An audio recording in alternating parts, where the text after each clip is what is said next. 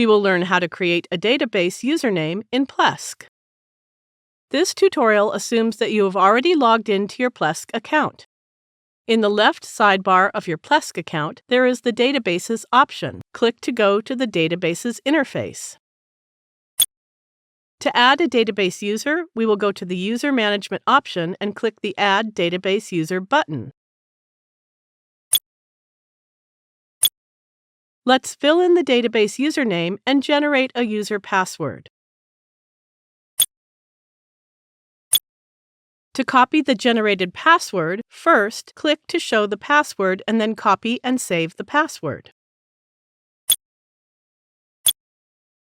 Now click to open the drop-down list and choose the appropriate database whose user you wish to create.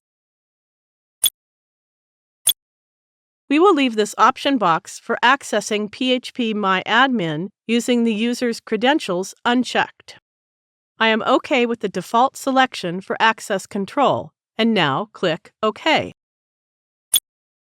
The user account for the selected database has been created and is ready to use now. Thank you for watching.